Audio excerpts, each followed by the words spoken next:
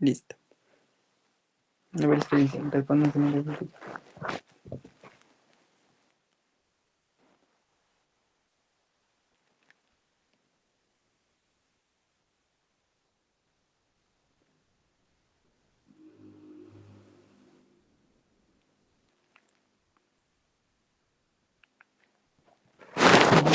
Listo. Ahora sí, pues ya vimos, ¿no? Por la cascada de las ciclooxigenasas, los medicamentos que actúan ahí, pero ahora nos vamos a ir por el otro lado, que serían las que inhiben la fosfolipasa 2, o sea, la cascada de señalización, pero de una forma como más pronta, desde una parte más arriba, digámoslo así. Listo, bueno, la historia no es como tan interesante.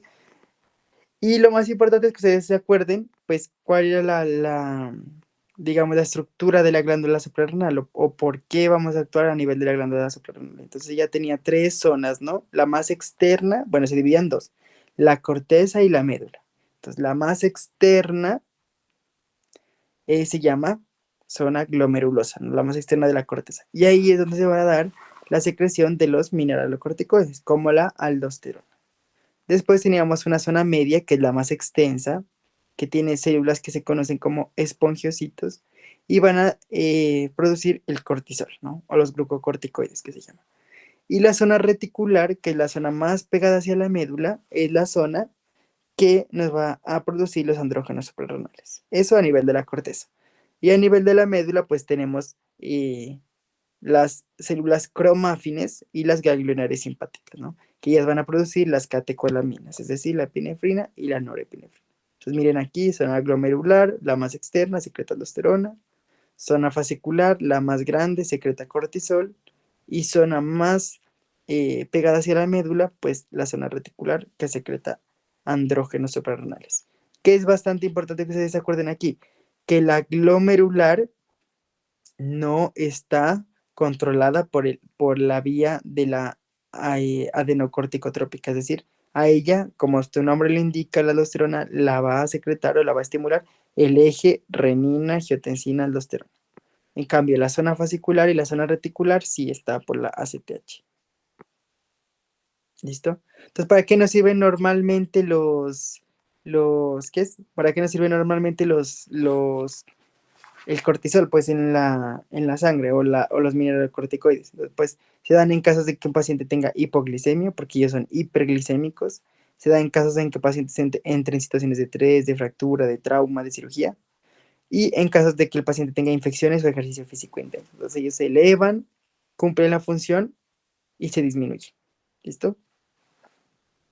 Entonces, como ya lo vimos anteriormente, los AINES, su nombre era AINES porque ellos no eran esteroides, o sea, no tienen la estructura esteroidal que sí tienen los glucocorticoides. Entonces los glucocorticoides hacen esteroides, no sé si ustedes se acuerdan, pero cuando uno ve la clasificación de las hormonas, hay unas que se llaman esteroideas. Y esas clasificaciones nos ayuda a identificar que los receptores que vamos a actuar van a ser a nivel citoplasmático, ¿no? Entonces miren aquí que está el mecanismo de acción. Entonces está el glucocorticoide, él no tiene receptor en la membrana, sino que lo tiene internamente, ¿no? Entonces, mire, se unió al receptor en la membrana y va a tener dos mecanismos de acción los glucocorticoides.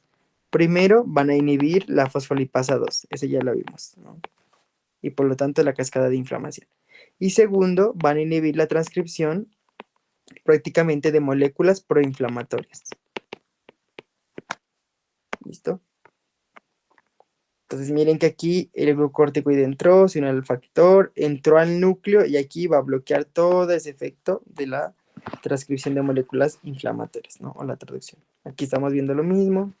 Entonces miren que aquí el glucocorticoide entrando, aquí uniéndose al receptor, entrando al núcleo y prácticamente interfiriendo en esa transcripción de moléculas inflamatorias.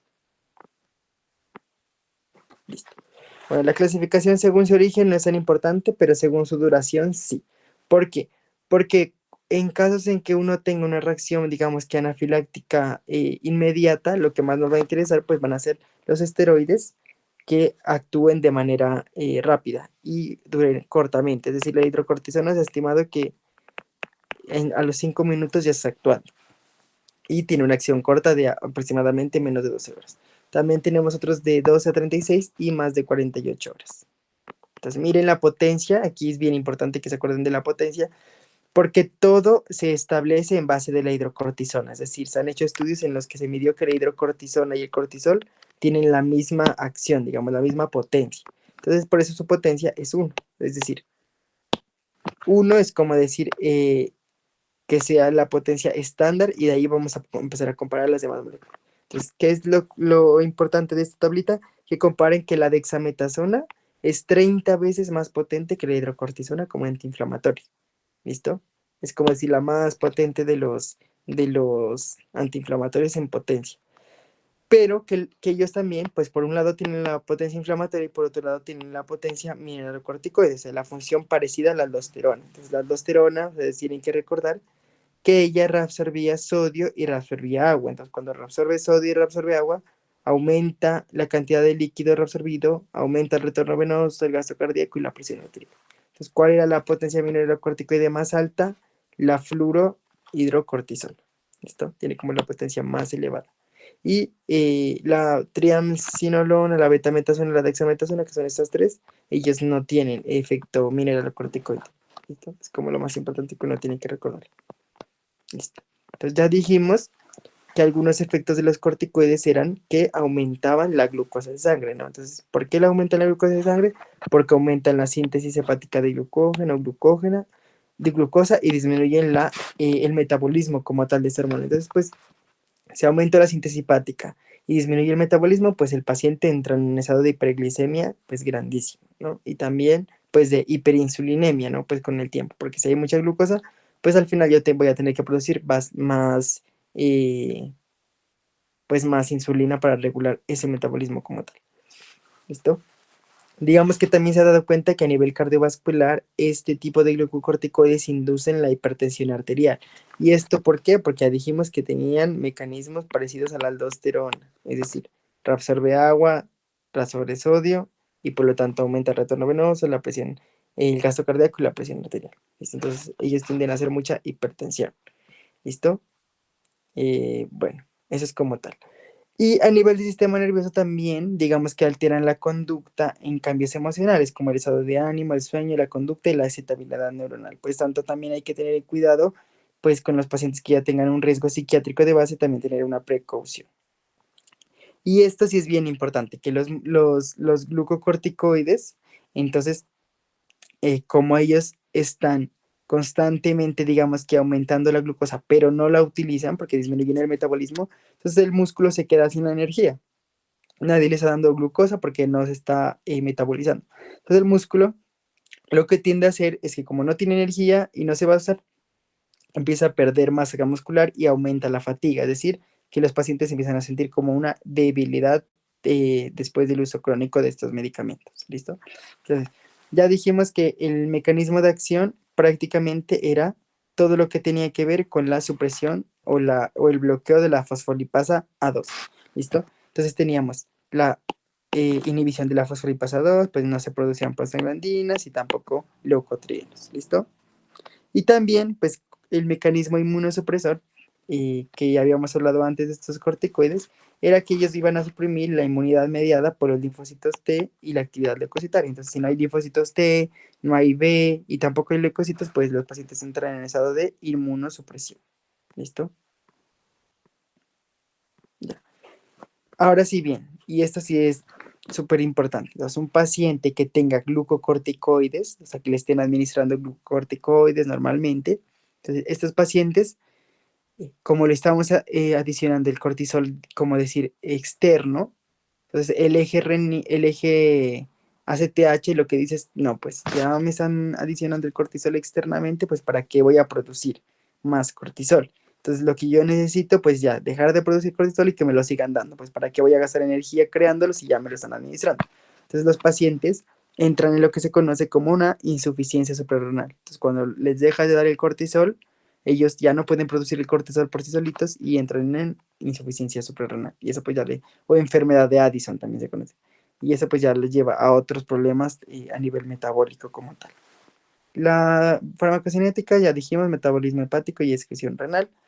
Y las reacciones adversas, como ya lo vimos, pues tienen muy en cuenta los efectos adversos que tienen que cumplir. Entonces los pacientes tienen hiperglucemia, porque ya dijimos que aumentaba la glucosa, y tienen alcalosis hipokalímica. Entonces, ¿por qué se pierde potasio en un paciente que tiene glucocorticoides? Por el mecanismo de la aldosterona.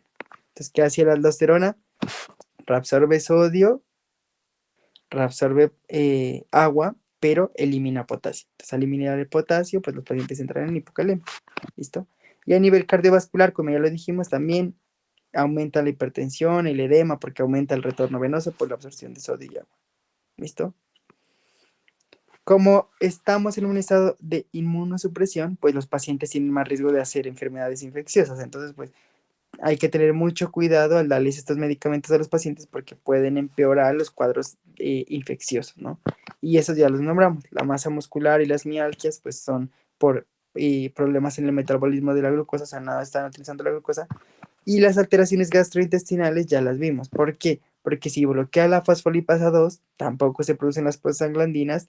Y se acuerdan que las prostaglandinas, tanto la I2 como la E2, favorecen la producción de moco.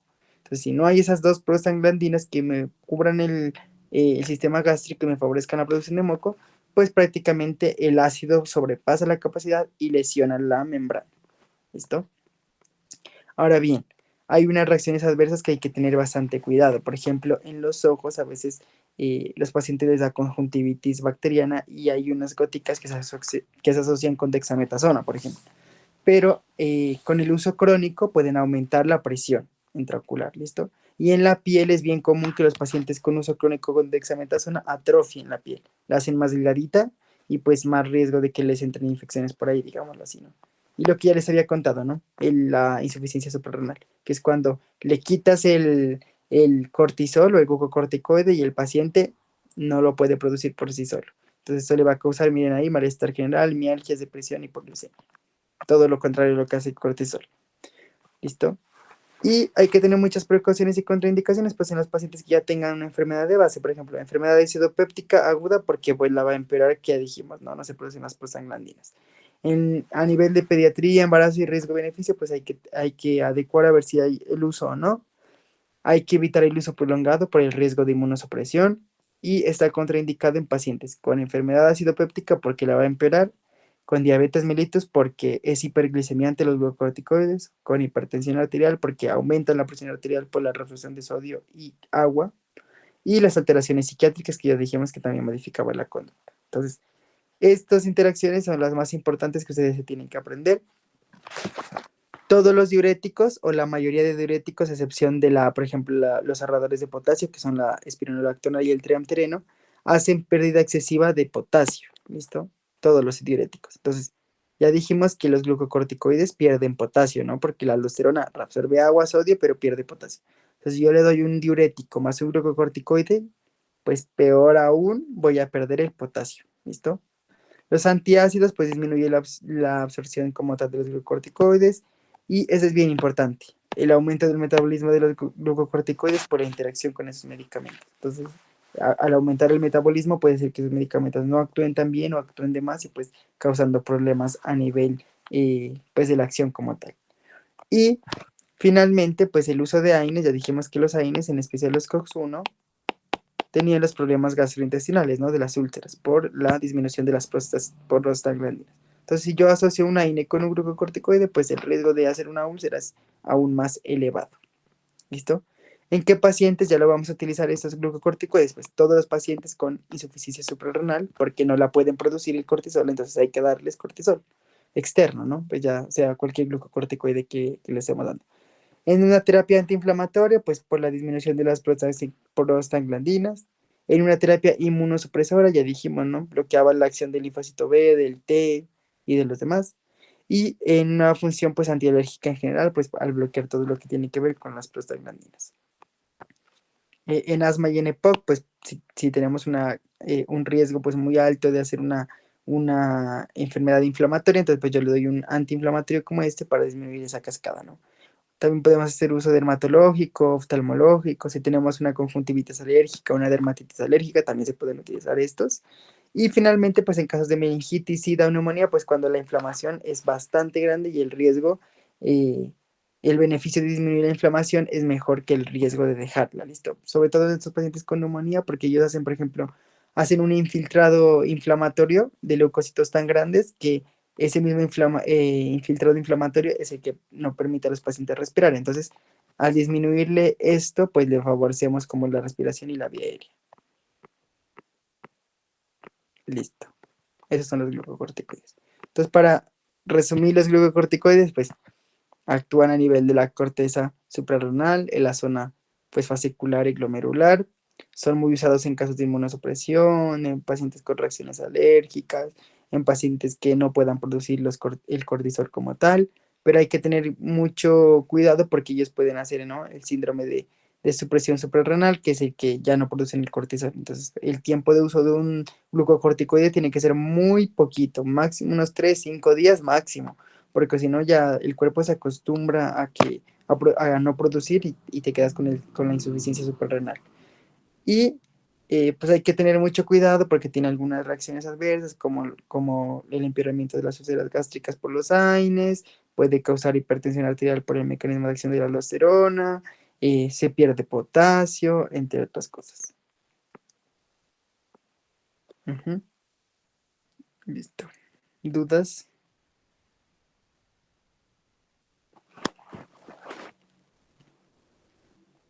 No, Camilo. Listo. Espérenme, ¿dónde está mi hojita?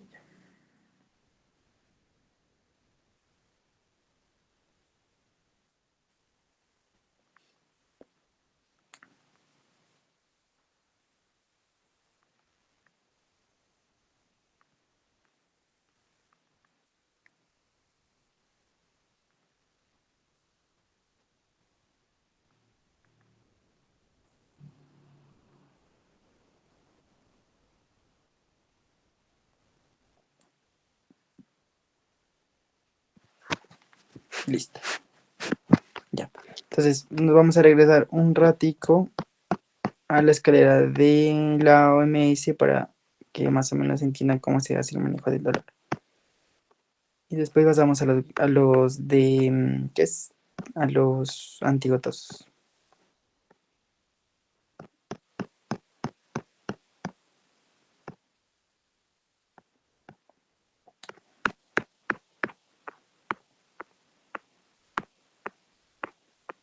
Ya,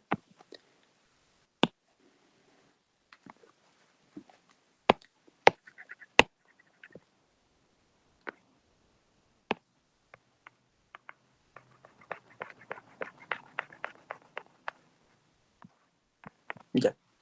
Entonces, ya dijimos, ¿no?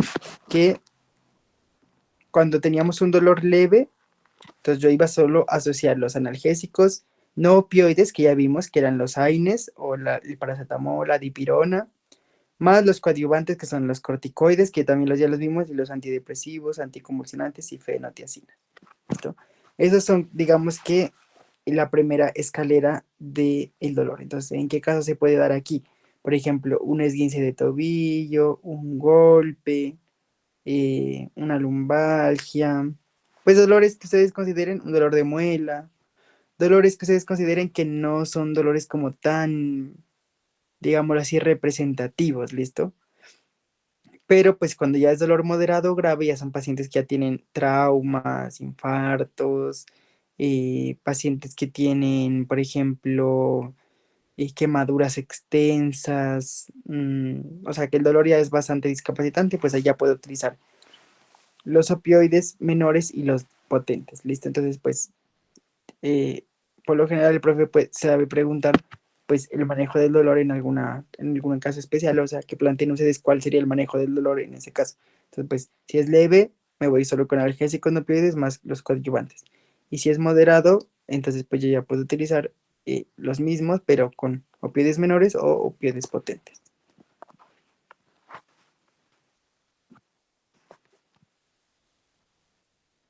Ya, ahora sí nos vamos a hablar de los últimos.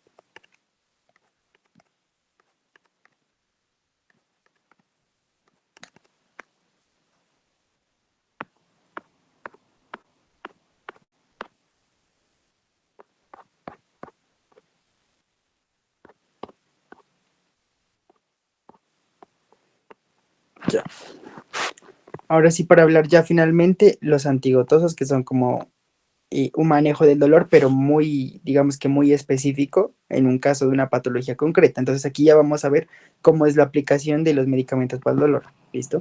Entonces, ¿qué es la gota? Es una alteración prácticamente en el metabolismo. Entonces, los pacientes tienen crisis de dolor porque hay una alteración del metabolismo de las purinas. ¿Qué se va a dar aquí principalmente? Todo lo que tiene que ver con la alteración en el depósito o la depuración del ácido úrico. Es decir, esos pacientes no eliminan el ácido úrico correctamente o producen de más ácido úrico. Ese ácido úrico se precipita, se cristaliza en las articulaciones o en forma de cálculos y eso es lo que condiciona al paciente un dolor extremo, porque es como un dolor, como si tuvieras cristales o vidrios dentro de las articulaciones, ¿listo? Entonces, el estado de hiperuricemia se da cuando en hombres pues es mayor a 7 miligramos por decilitro y en mujeres mayor a 6 miligramos por decilitro. Entonces, ¿cuáles van a ser los objetivos terapéuticos? Inhibir principalmente una enzima que ayuda a la conversión del ácido úrico. Entonces, el ácido úrico se forma a partir de las purinas, ¿no? Que es la adenosina y la guanosina. Entonces, se van formando una cascada de, digamos, de enzimática y al final la santina oxidasa es la que hace el paso limitante entre la formación de la hiposantina y el ácido úrico. Entonces, ese ácido úrico, por lo general, tiene que eliminarse a través de la orina.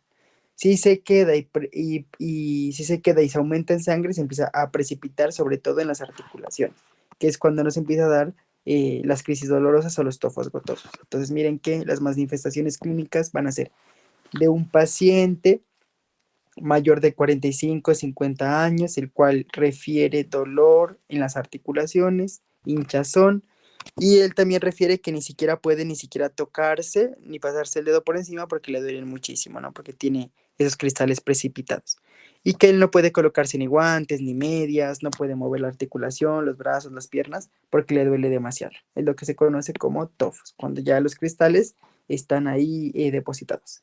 Sin embargo, esos pacientes pues también pueden referir que no solamente tienen el problema de las articulaciones, sino que se les hicieron unos cristales también de ácido úrico a nivel renal, pues dando una cálculos pues o una uropatía obstructiva calculosa. Entonces, ¿qué factores de riesgo tenemos para que le dé a uno pues esa enfermedad de la gota? Pues pacientes obesos que tengan malos hábitos como el consumo de alcohol, de cigarrillo, y que consuman grandes componentes que tengan muchas purinas, como las carnes rojas. Entonces, si tengo muchas purinas, muchos aminoácidos, pues al final yo voy a llegar y todo eso lo voy a convertir en ácido úrico. Entonces me voy a empeorar como tal mi cuadro. Y algunos otros medicamentos favorecen la aparición, ¿listo?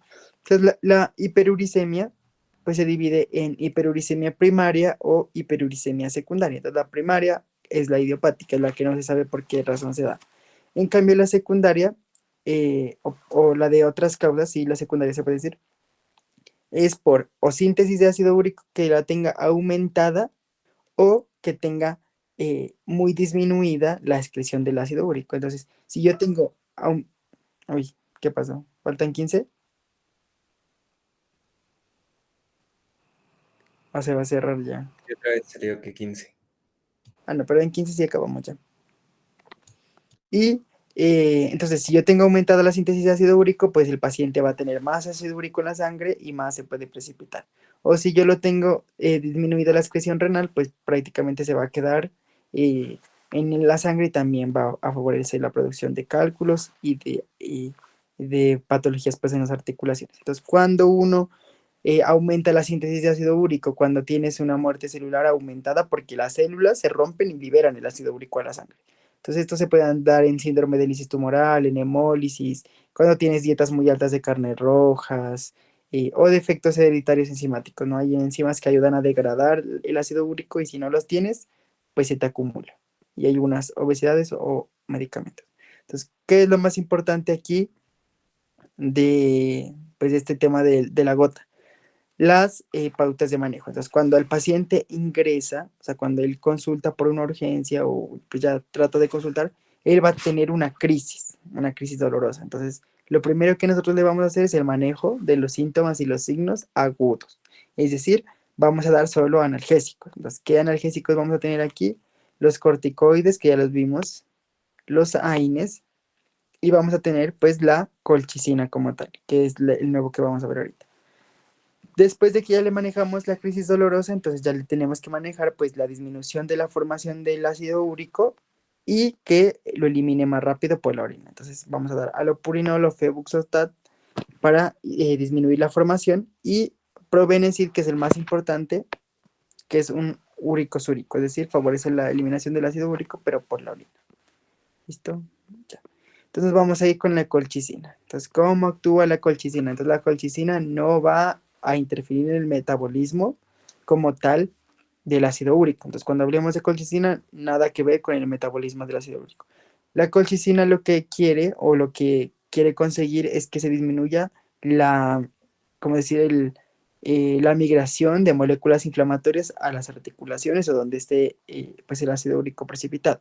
¿Por qué? Porque si ustedes ven acá, aquí, el ácido úrico precipitado es reconocido por los neutrófilos o los macrófagos como algo extraño. Entonces, al reconocerlo como algo extraño, como si fuera una bacteria, se desencadena una cascada inflamatoria grandísima. Entonces, lo que quiere la colchicina es inhibir esa migración leucocitaria, ¿listo? Pero pues ella tiene algunas reacciones adversas que en general pues son reacciones alérgicas, ¿no? Como una flebitis, una dermatosis, unas reacciones alérgicas y es teratogénica. Entonces, cuando uno utiliza colchicina, siempre la utiliza a dosis bajitas, ¿no? Porque las dosis bajitas inhiben la proliferación leucocitaria. Pero en cambio, las dosis altas, las que son muy, muy, muy, muy altas, ellas lo que hacen es que la colchicina se pega a los microtúbulos de la célula. Y si ustedes recuerdan los microtúbulos, que son las microfibillas, los microfilamentos, todo eso, hacen que la célula se pueda dividir en dos, ¿no? La mitosis. Entonces, si la colchicina se pega a los microfilamentos, a los microtúbulos, la célula no se puede dividir. Entonces, imagínense darle colchicina a una mamá embarazada. Entonces, llega la colchicina, se pega al bebé que se está dividiendo para crecer y no lo deja crecer. Entonces, por lo tanto, le va a generar malformaciones. ¿Listo? Y pues, por lo tanto, hay que tener contraindicaciones en pacientes que ya tengan esa hipersensibilidad pues desarrollada, en edad avanzada, o embarazo o alteraciones gastrointestinales o renales. Entonces, miren que ¿para qué va a ser la colchicina? Pues principalmente asociada con los AINES y los corticosteroides, pues para abordar la crisis. Es decir, pues si tiene muchísimo dolor, es porque está muy inflamado, entonces le doy colchicina para que disminuya prácticamente la inflamación. Y ahora sí, el allopurinol y el febuxotat, que se utilizan ya para disminuir esto sí la síntesis de ácido úrico. Entonces miren que la hiposantina, por la santina oxidasa, pasaba hasta ácido úrico. Entonces, ¿qué va a hacer el allopurinol? Bloquear esta santina oxidasa. Entonces, el ácido úrico pues no se va a formar. ¿Listo? Entonces, miren que igualito, metabolismo y la excreción en orina. Y igualito que la colchicina, pues las ramas frecuentes son a nivel alérgico. Entonces tenemos rash maculopapular, urticaria, eritema multiforme, etc. Y las menos frecuentes, pues ya van a ser alopecia, patotoxicidad. Bueno, esas no son tan importantes, pero las más frecuentes son de característica alérgica. Entonces, igualito, cuando hay que tener contraindicaciones o precauciones en el embarazo y la lactancia, porque puede causar alteraciones hepáticas y renales por su mismo metabolismo y excreción. Y hay que acompañarlo inicialmente con colchicina. Entonces el allopurinol, pues ya la colchicina ya lo dimos para la crisis y el allopurinol para el manejo más que todo ambulatorio y que prevenga pues la formación de estos eh, cristales o tofos. ¿Listo? Entonces, en este caso, las interacciones más importantes pues van a ser con los anticoagulantes orales porque van a aumentar el efecto anticoagulante. Es decir, si yo le doy a un paciente allopurinol más aspirina, por ejemplo, lo que voy a estar haciendo es mejorar la función de la aspirina. Y como esta es un anticoagulante, digámoslo así, favorece que el paciente entre con o debute con una hemorragia. ¿Listo? Y con la ciatropina y la mercaptopurina y la ciclofosfamida, pues aumenta la toxicidad. ¿Listo?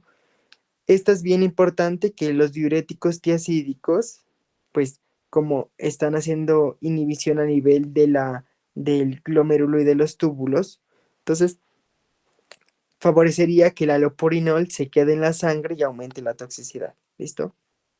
Y La amoxicilina y la ampicilina lo que hacen es favorecer esas reacciones dermatológicas o inmunológicas que ya lo vimos, ¿no? Que era el eritema, el rash y todo eso. Y finalmente, pues el Probenecid lo que queremos es que se elimine como tal, pues ese ácido úrico, pero a través de la orina. Entonces, ¿en qué pacientes vamos a utilizar allopurinol? Pues en pacientes que ya los vamos a manejar indefinidamente, pues con el manejo ambulatorio, que ya después de controlar la crisis, pacientes con trastorno mieloproliferativos o trasplantados, y la litiasis renal mixta recurrente de oxalato cálcico. Entonces, pacientes que tengan riesgo de desarrollar cálculos por ese tipo de depósitos, entonces yo también le puedo dejar el medicamento para controlar o prevenir la formación de este. Y el febuxotat, que ya es bien igualito al arapulinol, pues actúa de manera igual, inhibe las antinoxidasa, tiene las mismas RAMs, que son más que todo alérgicas, tiene las mismas interacciones con la cetropina y la mercaptonuria, pero eso se da para tratamiento profiláctico de la gota, es decir, prevenir que se vuelvan a formar los tofos gotosos o los precipitados de ácido úrico. Finalmente, pues ya tenemos los úricos úricos, o sea, los medicamentos que ayudan a eliminar el ácido úrico, pero por la orina. Entonces, el más utilizado es el Probenecid, aunque hay dos medicamentos que son la sulfinilpirazona y el lesunirad. Sin embargo, pues, ¿cuál va a ser el mecanismo de acción? Digamos que común de ellos es que van a bloquear la reabsorción del ácido úrico. Entonces, igualito que el sodio, el potasio, la glucosa, todo eso cuando se le va a eliminar por la orina, ellos tienen unos transportadores que lo pasan, ¿no? Antes de que se elimine por la orina y lo regresan a la sangre otra vez. Entonces, como lo regresan a la sangre otra vez, entonces al regresarlo a la sangre otra vez, no se elimina por la orina. Entonces, lo que vamos a hacer es bloquear ese receptor que lo está reabsorbiendo para que lo botemos por la orina más fácilmente. ¿Listo? Entonces, ese sería como el mecanismo de acción. Y la farmacocinética igualito, metabolismo hepático y excreción renal. Entonces, ¿qué es lo más importante aquí? O de estos medicamentos, las RAMs. ¿Listo? Entonces, las interacciones son, con los salicilatos disminuye su efecto úrico-súrico. Entonces, no le puedo dar una aspirina porque le va a disminuir la acción. Y las RAM, pues prácticamente son las comunes. La anorexia, la náusea, el vómito y las reacciones hematológicas de presensibilidad que también se dan en los otros medicamentos para la gota. Entonces, ¿cuándo vamos a tener precauciones o contraindicaciones en estos pacientes? Cuando eh, iniciar la exacerbación de la gota, porque ahí no vamos a entrar de una a utilizar estos medicamentos, sino que más bien utilizamos los analgésicos. Entonces podemos empezar con dosis bajas, siempre hay que decirles a los pacientes que aumenten la ingesta de líquidos, y esto sí es bien importante que nunca podemos darle a un paciente con cálculos renales de ácido úrico. Entonces, pues uno pensaría, bueno, si tiene cálculos renales de ácido úrico, ¿por qué no le puedo dar uno que ayude a que elimine el ácido úrico por la orina? Porque ahí el cálculo ya está formado. Entonces, si yo le doy un medicamento que favorezca la orina con ácido úrico, o sea, que favorezca la eliminación por la orina, el cálculo va a tratar como de salir a la fuerza y va a lastimar la uretra y va a causarle un trauma. ¿Listo? Entonces, cuando tenga cálculos renales de ácido úrico, está contraindicado. Solo cuando tenga, pues, más que todo a nivel las articulaciones. ¿Listo? También pueden generar insuficiencia renal, úlcera péptica. Bueno, todas esas son contraindicaciones que no podemos utilizar prácticamente el Probenecid, que son los úricos úricos. Y la rasburicasa, pues ya como su nombre lo indica, al terminar en asa, pues es una enzima. ¿Listo? Entonces, ¿qué va a hacer la enzima? Una urolitiasis. Es decir, coge el cálculo formado y lo trata de desintegrar, o coge el depósito cristalino de ácido úrico de las articulaciones y eh, lo lisa, digamos que lo trata de romper. ¿Listo? Por eso es una enzima. Por eso se llama enzima uricasa catalítica. ¿Listo? Entonces, ¿en qué pacientes no lo podemos dar? En embarazo y lactancia o deficiencia de glucosa 6-fosfato deshidrogenasa. Aquí no podemos darla porque es asociado pues con problemas para materno-fetales o alteraciones pues a nivel del tubo neural, entre otros. ¿Listo? Entonces, como ese es un urolítico, entonces lo podemos dar o el uso está restringido en toda la hiperuricemia aguda por neoplasia, lo que se conoce como el síndrome de lisis tumoral. Entonces, en este síndrome de lisis tumoral, por lo general, hay mucho ácido úrico que está aumentado, entonces se puede precipitar y podemos utilizarlo en este caso, pero ese es un uso como bastante restringido. Y las RAM, como todas las RAM que ya hemos visto, causan después de los medicamentos para la gota, son las alérgicas, como las alergias, la anafilaxia y las generales, no cefalea, vómitos y náusea. Y ya a ver, no, este caso clínico ya no. Y listo. Entonces, ¿para qué es? Para recordar. Entonces, lo más importante que uno tiene que recordar aquí es el manejo. Entonces, si me llega con una crisis dolorosa, le doy AINES o manejo analgésico, ya sea con corticoides, AINES o colchicina. Y si ya quiero mandarlo a manejo ambulatorio para disminuirle el ácido úrico, pues un inhibidor de la disminución del ácido úrico como el allopurinol o el febuxotat, y uno que aumente la eliminación a través de la orina, como los úricos, en especial o el más importante, el probenecid. Y si ya pues quiero actuar como otro mecanismo de acción, los urolíticos como la rasburicasa, que eso ya es prácticamente una enzima. Listo. No sé si hay alguna duda o quedó claro.